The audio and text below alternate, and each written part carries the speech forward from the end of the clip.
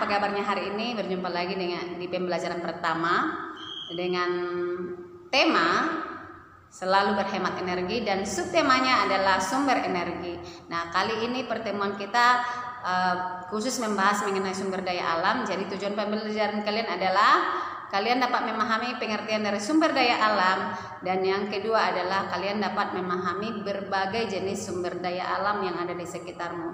Nah, pengertian dari sumber daya alam. Sumber daya alam adalah segala sesuatu yang berasal dari alam yang baik dalam skala kecil ataupun besar yang dimanfaatkan oleh manusia untuk memenuhi kebutuhan hidup manusia sendiri. Nah, sumber daya alam anak-anak terbagi dua menurut ketersediaannya, yaitu sumber daya alam yang dapat diperbaharui, dan yang kedua sumber daya alam yang tidak dapat diperbaharui.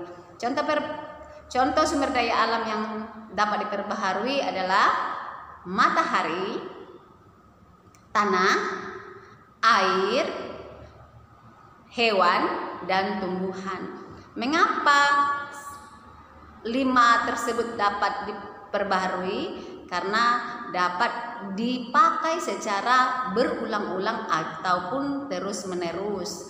Nah, sehingga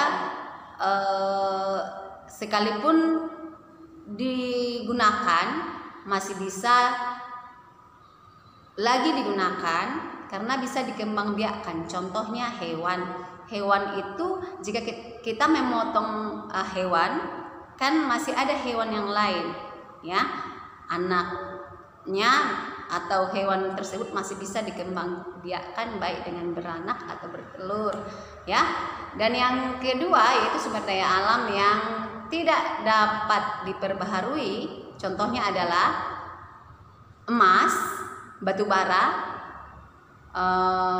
nikel, dan minyak bumi, masih banyak yang lainnya yang tidak dapat dikelola atau dipakai secara terus-menerus.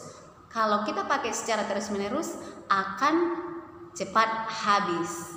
Nah, anak-anak, selain itu sumber daya alam juga terbagi menurut hayati dan non-hayati.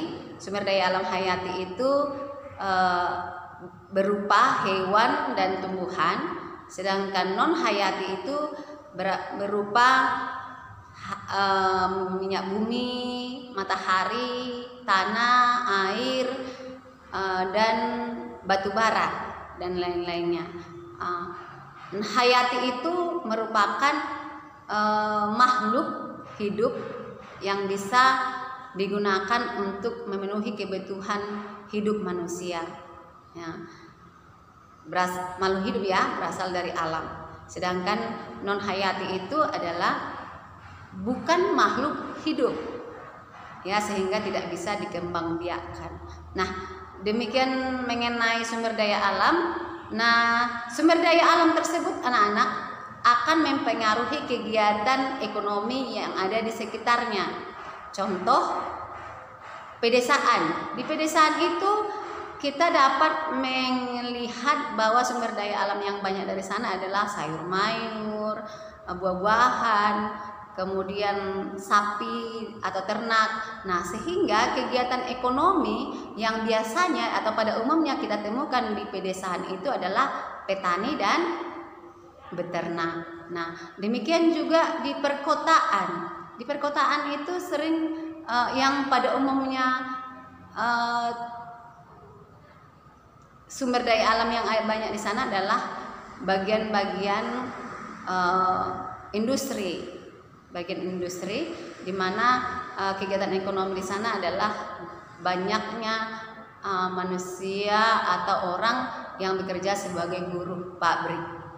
Nah, jadi kegiatan ekonomi itu anak-anak terbagi atas 5. Yang pertama bidang agraris. Bidang agraris ini pertanian dan peternakan yang berhubungan dengan alam.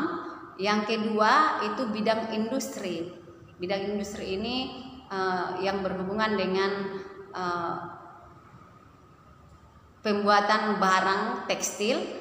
Yang ketiga adalah bidang pertambangan yang berhubungan dengan segala barang yang dihasilkan dari alam yang non hayati, contohnya batu bara, emas, minyak bumi. Nah, kemudian yang berikutnya adalah bidang perdagangan.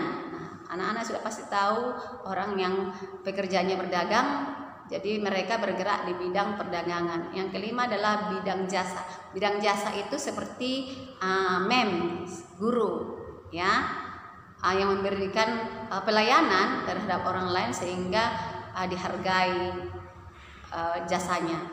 Selain guru, polisi, dokter, sopir itu juga termasuk bidang jasa karena dia menggunakan jasanya untuk melayani orang. Demikian untuk kali ini pertemuan kita. Mudah-mudahan dapat dimengerti dan salam sehat.